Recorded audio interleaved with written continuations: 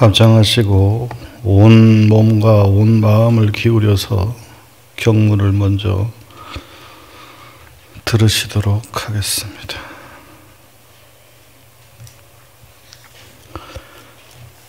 이때에 부처님께서 보현보살에게 말씀하셨다. 보현이여, 그대는 보안과 이 법회에 모인 수많은 보살을 위하여 10가지 삼매를 말하여 그들로 하여금 삼매에 잘 들어가 보현이 지닌 일체 행과 원을 성취하도록 마련하라. 모든 보살 마살이 10가지 큰 삼매를 말해준 가닥에 과거 보살들은 이미 삼계에서 벗어났고 현재 보살들도 삼계에서 벗어나도록 하며 미래 보살들도 장차 삼계에서 벗어나게 되리라. 무엇을 10가지 큰 삼매라 하는가. 첫째는 널리 빛나는 큰 삼매요, 둘째는 미묘하게 빛나는 큰 삼매요, 셋째는 차례대로 여러 부처님 국토에 두루 찾아가는 큰 삼매요, 넷째는 청정하고 깊은 마음의 행인 큰 삼매요, 다섯째는 과거의 장엄장을 하는 큰 삼매요, 여섯째는 지혜 광명장 큰 삼매요, 일곱째는 일체 세계의 부처님 장엄을 하는 큰 삼매요, 여덟째 중생의 차별한 몸인 큰 삼매요, 아홉째는 법계 자제한 큰 삼매요, 열째는 걸림없는 법륜의 큰 삼매이니라. 이 10가지 큰 삼매는 수많은 큰 보살들이 잘 들어갔으며 과거 현재 미래 일체 모든 부처님이 이미 말하였고 장차 말할 것이며 지금 말하고 있느니라. 만일 모든 보살이 사랑하고 존중하여 가까이 기대게 이루지 않으면 10가지 큰 삼매를 이루게 될 것이다. 이런 사람을 이룸하여 부처라고 이런 사람을 일러 여래라 하느니라.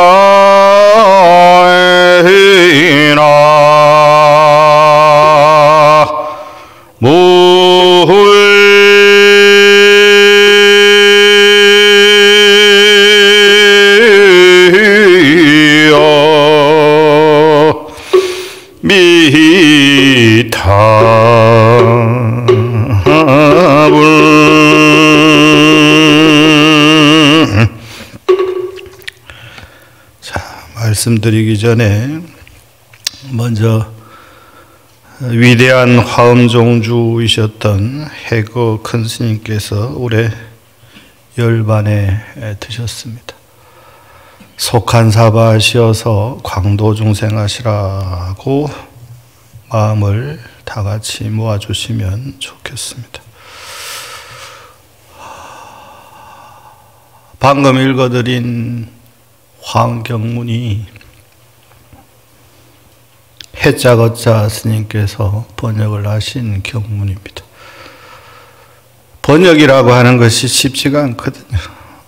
이 사람이 번역하면 이 사람만의 번역이 있고, 저 사람이 번역하면 저 사람만의 번역이 있고, 그래서 번역을 하는 데 있어서 7인 7역이라 7사람이 번역을 하면 7가지의 번역이 나온다. 그렇게 이야기를 합니다. 그런데 화엄을 정통으로 제대로 깊이 있게 조선의 화엄, 신라의 화엄, 한국의 화엄을 공부하신 어른들이 점점 이제 줄어들고 있다는 거죠. 참으로 안타까운 일이 아닐 수가 없습니다. 저도 화엄경을 참으로 좋아해서 화엄경을 읽기만 해도 참 좋다. 예전에는 몰라도 읽기만 해도 참 좋다. 알고 읽으니 더 좋다. 알고 모름의 경계를 벗어나서 읽기만 해도 더 좋다.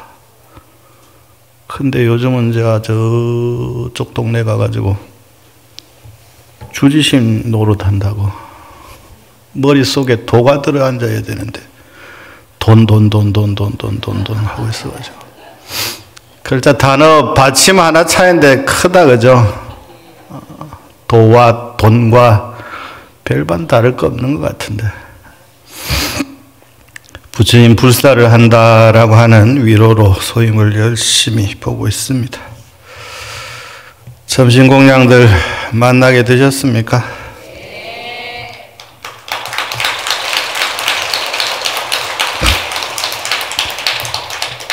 중생은 먹으라는 법식은 맛이 별로 없어가 잘 안 먹고 혓바닥에 와닿는 된장국이 짠가 단가 싱거운가 밥은 뭐 이렇게 식은 걸 주노 요런 공양을 이제 단식이라고 그래요.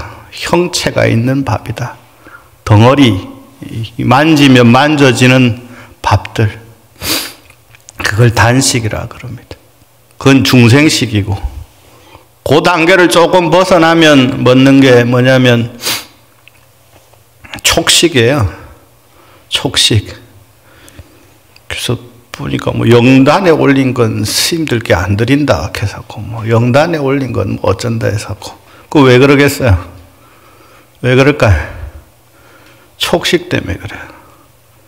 영가가 여러분 영가를 먹으라고 음식을 차려놓는 것 같아요? 먹지 말라고 차려놓는 것 같아요? 여기는 또 차려도 막 겁나 차리잖아요. 이렇게 막 보기 좋으라고 막 엄청나게 쌓죠. 통로도 사람들은 과일을 엄청나게 쌓는데 그 누구 먹으라고 쌓는 거요?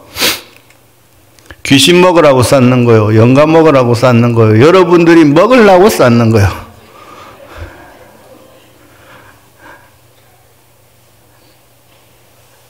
그 다음에 음식이 뭐냐 그러면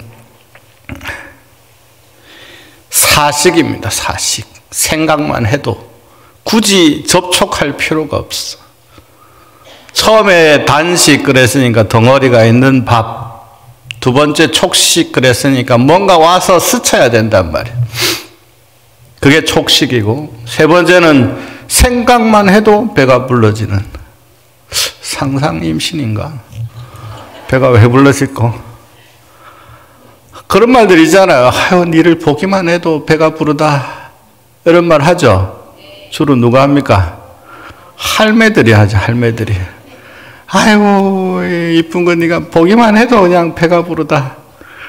또 하나 있어. 손지들 보고 그런 게 아니라 황금 덩어리 저쪽에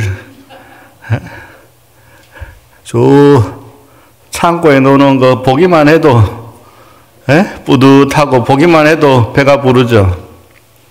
그러한 단계를 그 너무 단계이긴 합니다만 그걸 사식이라 그럽니다. 생각으로 먹는다. 맨 마지막 네 번째 음식이 식식이라 해서 생각도 할 필요도 없어. 그냥 먹게 되는 게 식식입니다. 그 다음에 부처님께서 먹으라고 하신 음식은 뭐냐? 이게 법식이거든요. 진리의 음식이다. 그래서 영가를 청할 때 여기 와서 드시라고 청하지를 않습니다. 영가여 진리의 공양을 마련하였으니 이 자리에 오시어 진리의 공양을 받으시오. 진리의 공양을 먹어야 해탈식이라 해탈할 수 있거든. 근데 중생은 단식 그 세계도 못 벗어나서 맨날 안 좋은 것만 주워 먹잖아요. 안 좋은 것만 주워 먹으니까 제가 이렇게 살이 자꾸 찝니다. 이렇게. 제가 모델이 되기 위해서 이렇게 이 한 몸 기꺼이 희생해서 때 아닌 때 먹으면 이렇게 살찐다 이런 걸 보여주려고 제가. 먹지 말라는 것만 집어먹는 것이 누구냐? 중생입니다. 진리의 공양은커녕 삼독으로 이 뭉쳐진 것들만 자꾸 주워 먹는 게 중생이란 말이에요. 왜 먹는 이야기를 하느냐? 선정삼매에 들기 위해서는 몸 단련, 마음 단련을 같이 해야 되거든요. 근데 처음 단계는 이 몸을 단련시키는 데만 초점을 맞추면 마음 단련에 힘쓰지 못하면 밸런스가 무너져요. 그래서 몸은 신체 나이는 뭐 40대, 20대, 30대입니다. 한데 영혼의 나이는 84,000살이라. 이건 뭐 당체 고칠래야 고칠 수가 없는 나이를 먹은 게 바로 영혼 업력의 나이입니다. 안 바뀌거든요. 몸을 단속하는 것보다 오히려 훨씬 더 깊이 단련하고 단속해야 될 게 뭐냐? 마음 단속입니다. 마음 단속이 잘 돼야 여기서 나오는 말이 부처님의 참다운 말씀을 하는 말이 되고 상대방을 해하지 않는 말이 되고 이러한 신구의 삼업이 청정해진 사람만이 들어갈 수 있는 세계가 바로 부처님의 열애 삼매, 화엄 삼매, 능인 삼매, 해인 삼매. 약창계 하잖아요. 해인 삼매, 세력 고. 그죠? 맨날 입으로만 해인 삼매의 힘이 세야 된단 말이오. 예? 해인삼매가 그냥 해인삼매 세력고 한다고 해서 힘이 생기냐 이 말이오. 백날 천날 해인삼매 세력고 해봐야 세력이 안 생기지. 힘이 안 생기지. 해인삼매의 세력을 얻어야만 그 다음에 뭐예요? 해인삼매 세력고 그 다음에 보현, 보살, 최대중, 청정한 대중이 그때에서야 비로소 삼매 속에서 이루어진단 말이에요. 삼매 속에서. 삼매 속에는 이게 과학에서도 증명이 되는 겁니다. 삼매 속에는 시간과 공간의 개념이 아예 다르게 흘러가요. 그렇기 때문에 십정품 뒤에 십통품, 십인품, 아승지품, 열애수량품, 열애수호품, 열애의 세상은 다른 세계로 흘러간다니까. 다른 시간으로 흘러간다니까. 우리가 감히 생각할 수 없는 시간과 공간으로 성립된다니까. 그러니까 일념즉시 무량겁이 되고 무량언겁이 즉일념이 되는 거예요. 근데 이 세계는 법성계에 나오잖아요. 증지소지라. 이건 등각의 경지에 오른 자, 십지의 이상을 오른 자만이 알 수가 있다. 그게 증지소지입니다. 그게 비여경이요. 증지한 자, 분별지를 얻은 자는 감히 생각조차 할 수 없는 세계. 어찌 그럴 수가 있나라고 끊임없이 의문하지만 증지를 얻은 자, 무분별지를 얻은 자는 한 생각이 곧 억만 생각이요. 억만 생각이 곧 한 생각이다. 일념 즉시 무량겁이요. 무량원겁이 즉 일념이라고 하는 이 도리를 알게 된단 말이에요. 그렇게 되면 수많은 부처가 한 몸에서 나오고 수많은 부처가 다시 이 한 몸 속으로 들어가는 것이 아무런 문제가 없단 말이에요. 방금 일러드린 10가지 큰 삼매라고 이야기를 했잖아요. 삼매도 그냥 삼매가 아니라 대삼매란 말이에요. 큰 삼매란 말이에요. 큰 산매에 들기 위해서는 먹는 것, 입는 것, 잠자는 것, 앉는 것, 이걸 잘해야 된단 말이죠. 그래야만 이 산매의 세상에 들어갈 수 있고, 산매의 세상에 들어가야만 온갖 신통이 변화자재한 부처님 세계에 논일 수 있단 말이죠. 그걸 다른 대승경전에서는 뭐라고 했느냐? 제가 요즘 여기에 꽂혀가지고 열애의 집에 앉아서 살고 열애의 옷을 입어야 되고 열애의 자리에 앉아야 그래야만 요지부동할 수 있고 적정산매에 들 수 있나니라. 그를 열애의 사자라 할 것이다. 이게 법화경 법사품에 나오는 말씀이잖아요. 열애의 집에 살기 위한 조건이 있어요. 여기는 전세가 얼마냐면 열애의 집은 집값이 좀 비싸요. 여러분들이 생각하는 그 돈으로는 열애의 집을 살 수가 없어요. 어떤 돈이라야 살 수 있느냐? 열애의 집을 살려면 자비로 똘똘똘똘똘똘 뭉쳐져야 열애의 집을 살 수가 있어요. 그걸 열애실이라고 합니다. 열애실에 사는 자는 반드시 자비심으로 그 바탕이 갖추어져야만 열애의 집에 살 자격이 있다. 열애의 옷을 입는다라고 하는 것은 뭐냐? 열애의 옷이라고 하는 것은 인욕의 옷이다. 그런단 말이에요. 인욕으로 바탕이 지어지어 있지 않은 자, 열애의 옷을 입을 수 없다.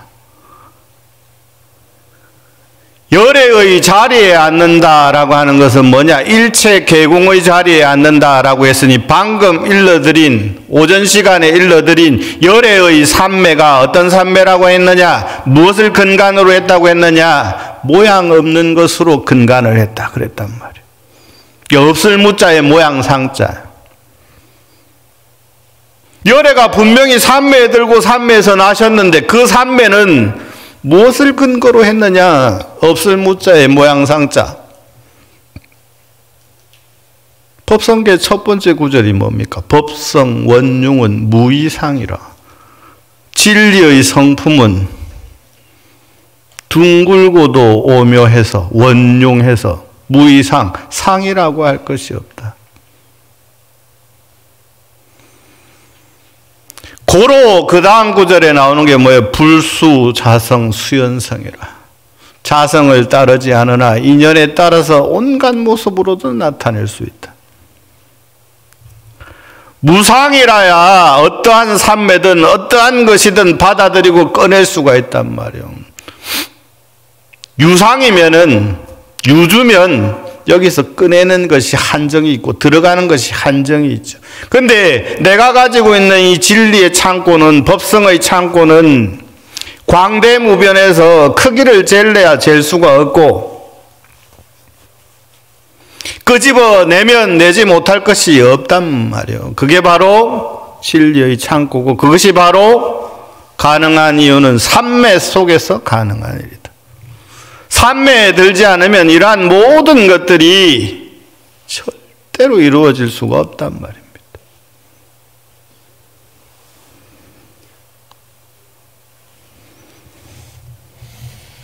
자, 밥은 먹었으니까 우리가 이제 진리의 밥을 한번 먹어봅시다. 진리의 밥을 먹는데 어떻게 밥을 먹느냐? 여러분 이제 불법의 세상에 왔으니까 간단적인 멘치로 이제 먹는 법, 입는 법, 앉는 법을 배워야 돼요. 그죠?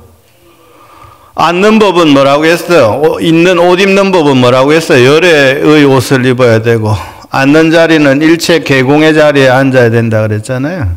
그죠? 그러니 자리가 불편한들 일체 계공의 자리에 앉아 있는데 자리가 불편한 게 뭔 상관이 있습니까?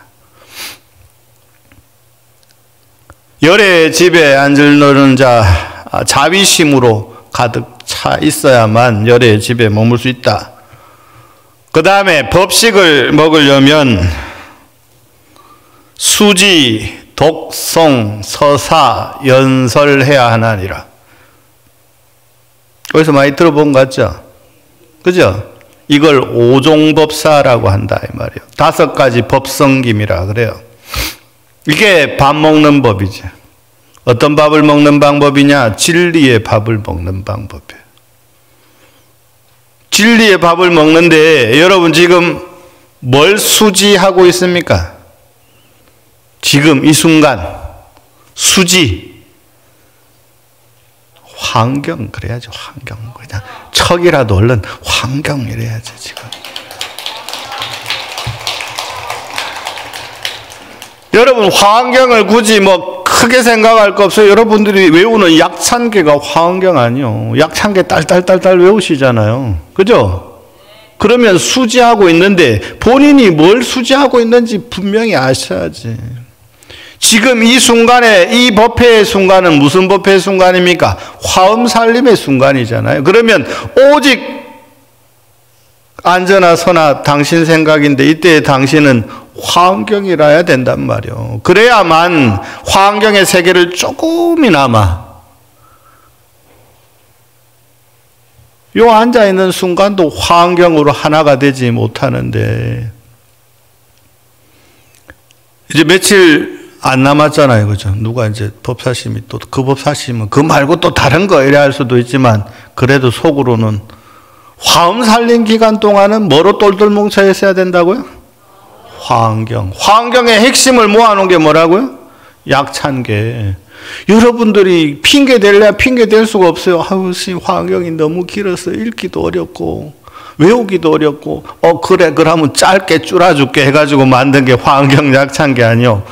화엄경 약찬계만 외우면 화엄경 전체의 내용이 쫙 풀려지는데 다른 나라에는 없어요. 우리나라 스님들만 잘 하시는 게 이런 겁니다. 법성계, 화엄경 약찬계, 천수경, 다란이 이런 거. 중국도 일본도 이런 거 잘 안 해요. 지금부터 수지하는데 독송하는데 연설하는데 여러분 육신을 가지고 하는 건 한계가 있으나 육신의 한계를 버리면 다 가능해요. 수지, 독송, 서사, 연설. 서사는 어디서 또 들은 거 있는 사람은 사경이라고 생각하는데 사경이 꼭 펜을 가지고 종이에다가 써야만 사경인가요? 아니죠. 그죠? 눈으로 사경할 수 있죠. 읽는 순간 어떻게 됩니까? 또박또박 읽으면, 쓰듯이 읽으면 그게 사경 아닙니까? 누군가에게 연설을 해야만 연설인가? 아니죠. 자기 자신에게 연설할 수 있잖아요. 그죠? 우선 자기 자신에게 연설을 충분히 해야 됩니다. 그래야만 타인에게 연설할 수가 있어요. 자기 자신이 이해가 안 가고 자기 자신이 소화가 안 됐으니까 부처님법 믿으세요라고 하는 게 엄청 부끄러워 여겨지는 거죠. 내가 여러분 보니까 저기 어디 가서 전도하는 건 저쪽 동네 사람들이랑 하는 짓이다 생각하지만 원래 전도 전법이 시작이 어디라고요? 부처님 가르침이라고요. 부처님 딱 처음에 이야기하시잖아요. 전도서는 나는 저 우르벨라로 가리라. 너희들은 각각 다른 곳으로 가서 이 진리의 가르침을 전하라. 이게 전도서는 아닙니까? 근데 우리는 안 하고 자꾸 내 뼈리 도노니까 저쪽 동네에서 얼른 갔다가 예배 이런 말 다 우리말이에요. 근데 저쪽 동네에서 다 쓰잖아요. 전도 이런 거 다 우리말이란 말이에요. 우리는 낯설어 하잖아요. 저쪽 동네에서 쓴다고. 왜 그러냐 하면 자기가 충분히 이 환경 속에 쭉 젖어 있으면 옆 사람이고 앞 사람이고 뒷 사람이고 다 환경하자고 이 좋은 거 하자고 같이 하자고 함께 하자고 한단 말이에요. 근데 본인이 백남해봐 무슨 말인지 모르겠으니까 본인 스스로에게 연설하는 것부터 시작을 하면 됩니다. 수지하고 독하고 송하고 서사하고 연설하는 거 이 5가지 방법. 수지가 묶어져요. 수지는 수지 방법은 천수경에서 맨날 하잖아요. 수지심시 신통장 수지심시 광명당. 몸과 마음으로 나를 신통장으로 삼고 광명당으로 삼아서 나의 몸과 마음으로 신통장과 광명으로 삼겠습니다. 그렇게 수지하겠습니다. 천수경에서 맨날 천수경 안 읽으시는 모양이구나. 대환경들 하신다고 천수경 따위는 막 싱겁어서 수지, 몸으로, 마음으로, 신통장으로, 광명당으로, 그죠? 환경을 수지하면 되고, 지금 여러분들과 함께 할 것을 수지하면 됩니다. 그러면서 입으로 외우고, 그 다음에 이게 계속되면 송이 되는 거예요. 이걸 딱 받아드는 순간, 뭐예요? 몸과 마음으로 받아드는 거. 그걸 수지라고 한다. 겁나 비싼 거 배웠다, 그죠? 수지.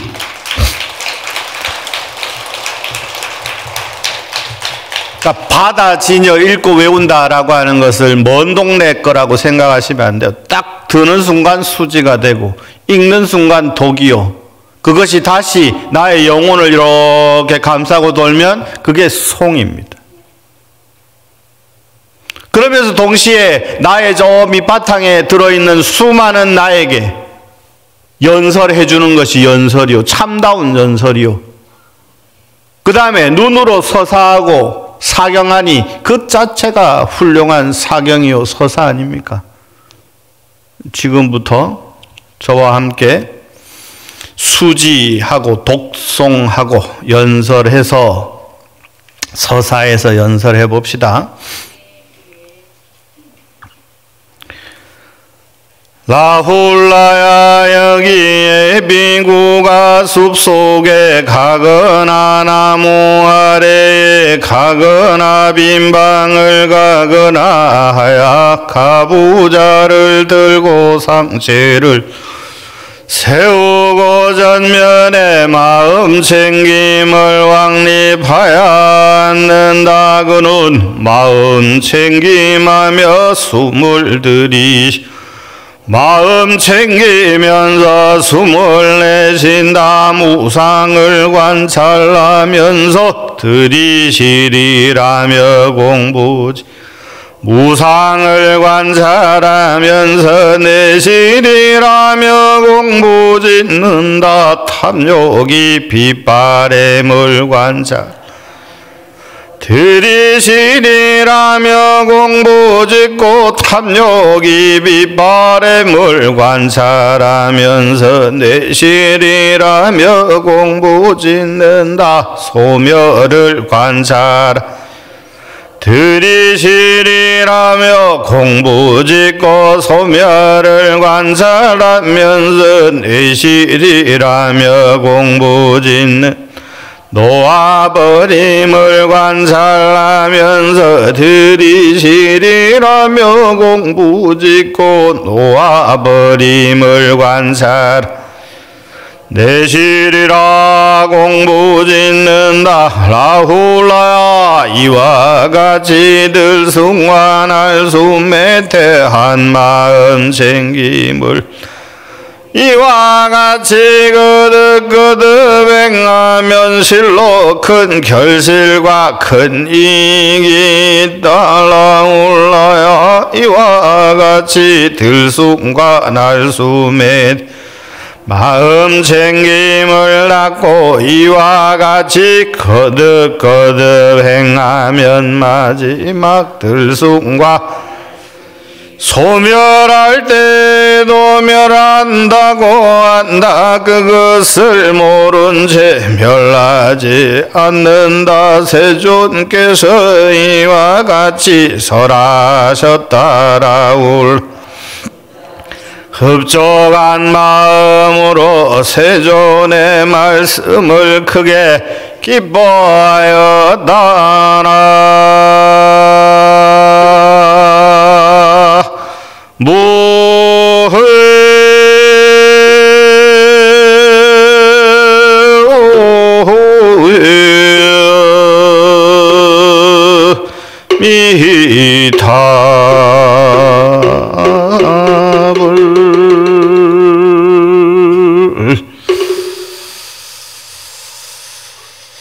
부처님의 제자 가운데에 라훌라라고 하는 제자가 있습니다.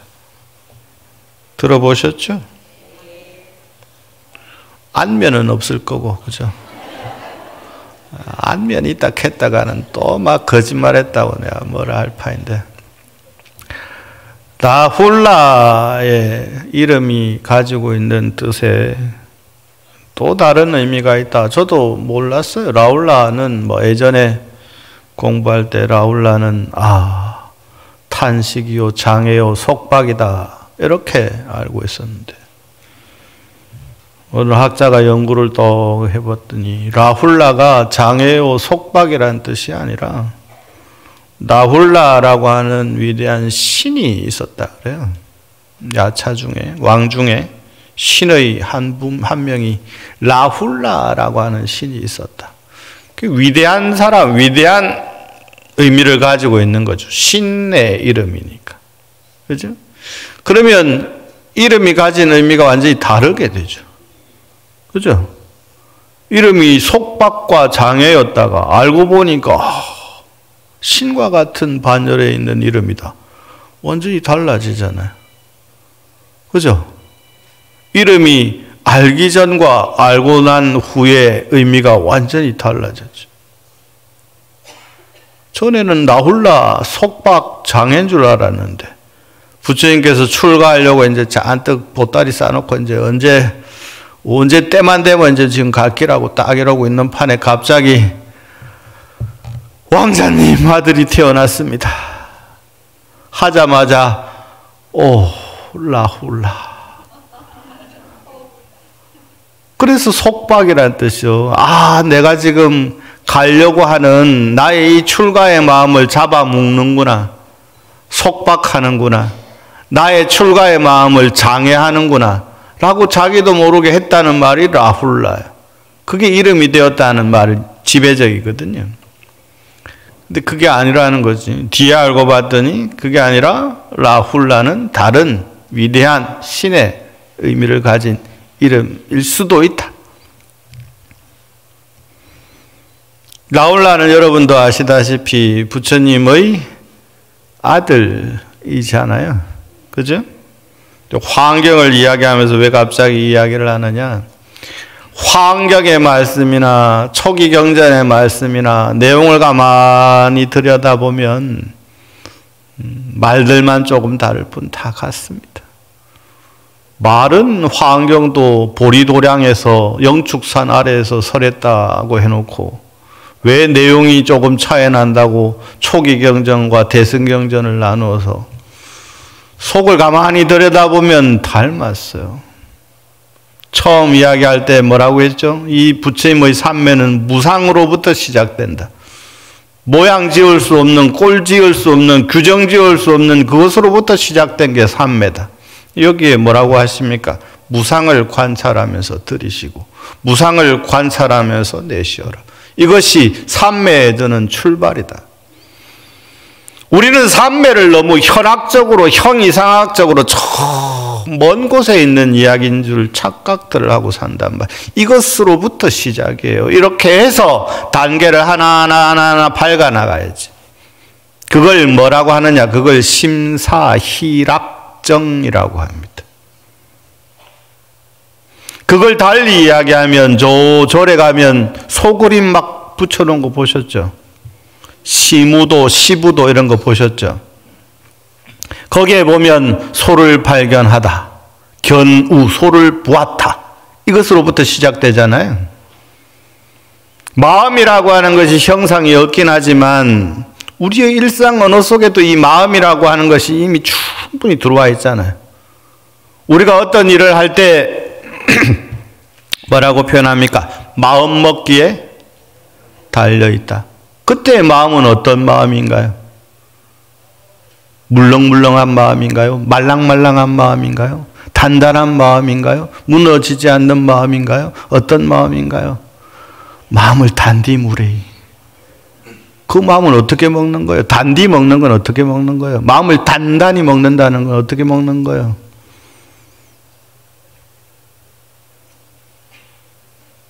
일상에서 쓰는 단어들이지만 조금만 생각해 보면 마음을 먹는다. 어떤 마음을 먹는가? 이걸 선가에서 이야기하는 것은 이 마음이라고 하는 것이 무엇이길래 모든 것을 만들어내기도 하고 모든 것을 거두어 드리기도 한다 하는가? 말은 무게를 달 수도 없고 형상을 볼 수도 없고 잡으려야 잡을 수 없고 만질래야 만질 수 없고 들을래야 들을 수 없는데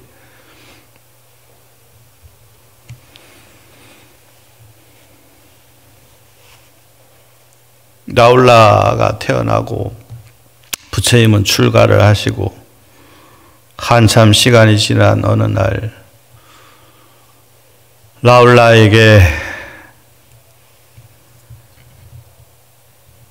부처님을 찾아가서 유산을 물려달라고 해라 라고 하면서 아들을 출가의 길이 아닌 출가의 길을 보냅니다. 원래는 유산은 그 유산이 아니죠. 유산을 달라고 해라고 부처님을 찾아가서 아버지 찾아가 가지고 빨리 유산 달라고 해라 라고 보냈더니 부처님이 아들을 보자마자 잘했다 하면서 얼른 사리 부리어 머리를 깎이시오. 내가 너에게 줄 유산은 이거다 라고 주신 유산이 바로 이 방법들입니다. 라울라에게 결정적으로 3번의 가르침을 주시는데 라울라가 부처님의 세상에 진정한 아라한의 경지에 들게 된 것이 바로 3번째 가르침에 해당하는 긴 경 중에서 바로 이 대목입니다.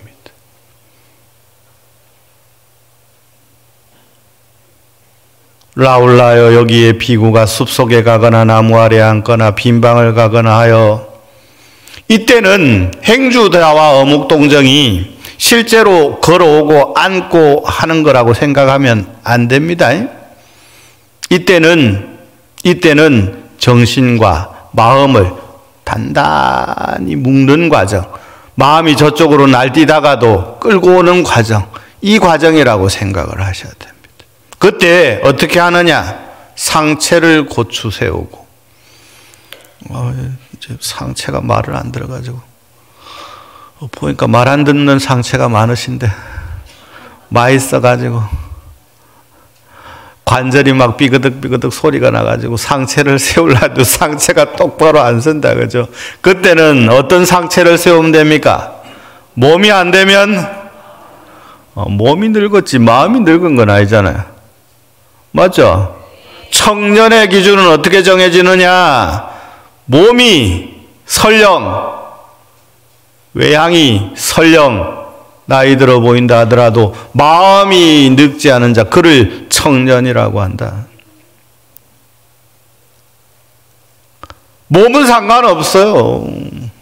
되는 데까지 하면 된단 말이에요. 마음을 딱 고추 세워가지고 이건 뭐예요? 정신줄을 단단히 잡는 거지. 마음을 단단히 먹는 거죠. 이게 바로 정신줄을 단단히 잡는 것이요. 이게 바로 마음을 단단히 먹는 겁니다. 이 훈련이 되면 여러분들이 살아가는 데 있어서도 이 훈련이 잘 돼 있잖아요. 그러면 화를 덜 내는 사람이 되고 승질을 덜 부리는 사람이 되고 그렇게 계속되면 좋은 사람이 되는 겁니다. 친절한 사람이 되는 겁니다. 따뜻한 사람이 되는 겁니다.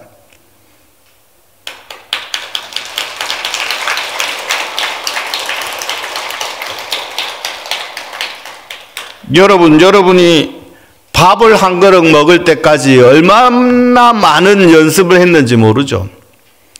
왼손으로 접는다고 두드리 맞고 왼손 혼나게 웃는 사람 보니까 약간 기억이 있는가 봐. 소리 내면서 먹지 말라고 뭐 흘리면서 먹지 말라고 똑바로 앉으라고 다리 떨지 말라고 들었거나 했거나 둘 중에 하나겠지 뭐. 키우면서 했던 말이거나 아니면 어릴 때 들었던 말이거나 얼마나 많은 연습을 통해서 하나의 행위가 반듯한 행위가 만들어집니까? 여기도 마찬가지예요. 마음이라고 하는 것은 선정에 드는 것이라고 하는 것은 이상학 저 멀리 있는 세계에 대한 이야기가 아니란 말이에요. 그래서 제가 이걸 가지고 와서 여러분들께 일러드리는 겁니다. 몸을 고추 세우고 호흡을 하면서 세존이시여 삶과 죽음이 어디에 있습니까? 삶과 죽음이란 내뱉은 숨이 돌아오지 않으면 그건 죽음이요. 내뱉은 숨이 계속되면 그것은 삶이다. 삶과 죽음이라고 하는 것은 찰나에 있단 말이에요. 들이쉬면서 무상을, 내쉬면서 무상을 여기에 두고 계속 연습을 하잖아요. 그러면 어떤 체험을 해야 되냐 그러면 공성 체험을 해야 됩니다. 내 몸이 텅 비워지는 체험을 해야 된단 말이에요. 내 몸이 텅 비워지면 여기에 뭘로 가득 차느냐? 진리와 법으로 가득 차지게 된단 말이에요.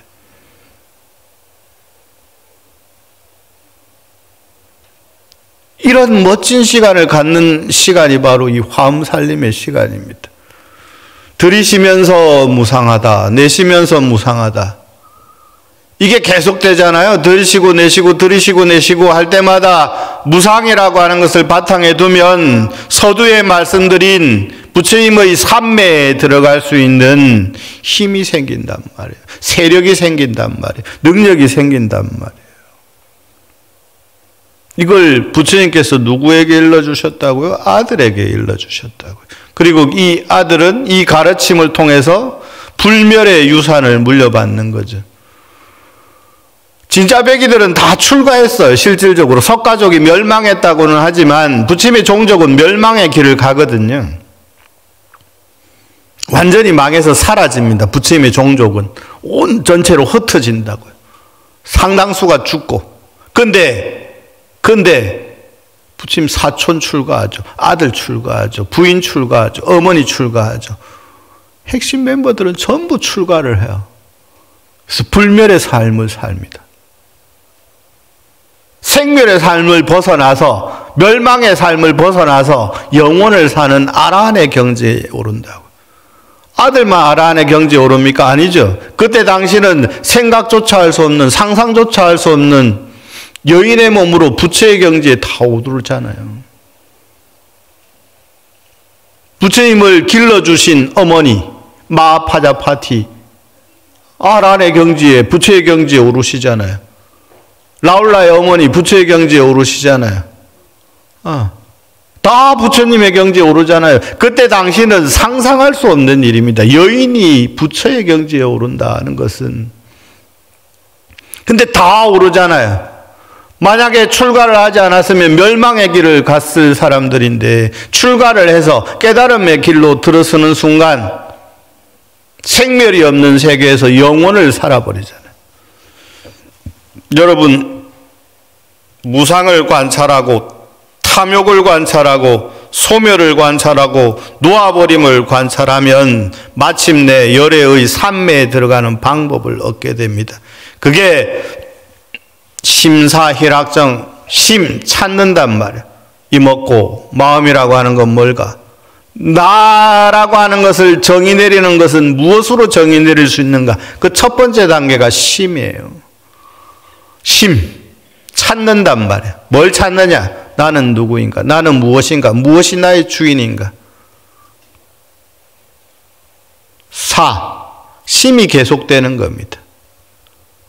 아까 이야기했죠. 독, 송은 동시이면서 따로이면서 동시라고. 독 잃는 순간 송 한 바퀴 도는 거라고. 독과 송은 엄연히 다르지만 같단 말이에요. 동시지만 다르단 말이에요. 심사희, 그 다음에 내가 이걸 이제서야 발견했구나. 기쁘고 즐거워. 그게 희락입니다.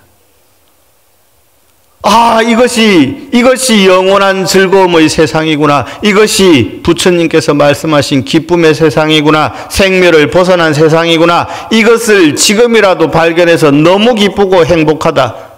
그게 희락의 단계란 말이에요. 그게 심사희락의 선정이라 그럽니다.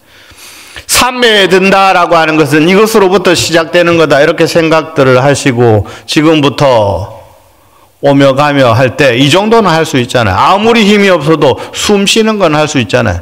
그죠? 숨을 들이쉴 때, 숨을 내쉴 때 무상이라고 생각하고 탐욕이 빗바람을 관찰하고 소멸을 관찰하고 놓아버림을 관찰하라. 이렇게 하면 마침내 삼매에 들어갈 수 있는 자격이 조금이라도 생기는 것이다. 자, 제가 일러드릴 건 다 일러드린 것 같습니다. 이제 집에 갈 시간이 됐습니다. 좀 더 길게 하면 좋겠습니다만